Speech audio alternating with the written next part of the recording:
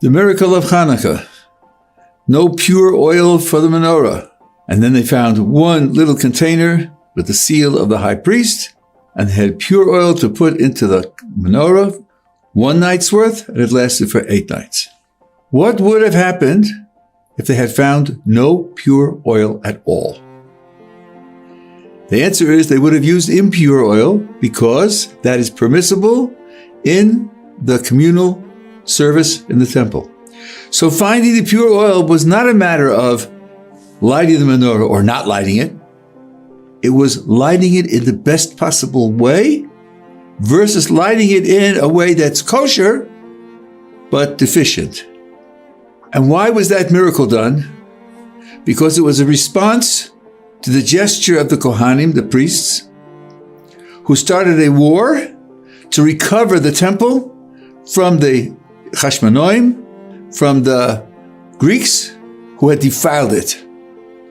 Were they required to start a war to save the temple, to risk their lives? No, they were not.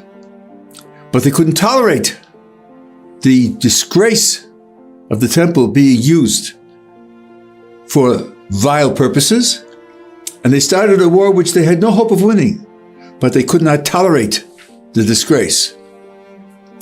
So Hashem, so to speak, said, you went above and beyond what you're really required to do in order to respond to the disgrace. I will go above and beyond what you need for the mitzvah of the menorah to give it to you to be done in the best possible way. This is a symbol for all of us.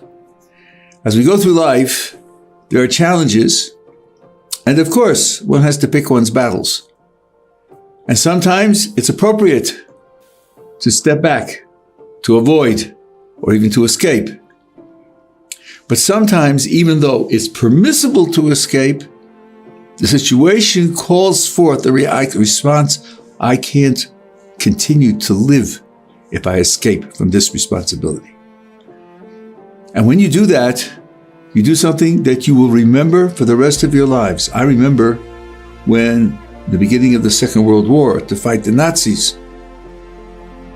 My father told me that people volunteered for the army who weren't eligible for the army. They were too old. They had many children. They said, we can't sit on the sidelines and not fight the Nazis. There are 2 million men in the army, and this one will be 2,000,001, but I can't sit on the sideline and not fight. This is a decision that can be fateful for a person's future. It's a decision that has to be made with appropriate consultation of those who can weigh the alternatives and weigh the outcome.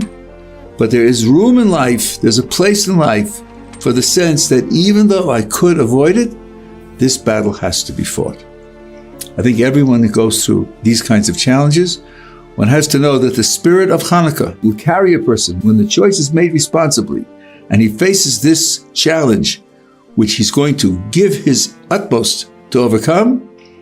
It's something which will build his character, will build his family, will build his community, and will bring a Kodesh Baruch Hu's presence into the world.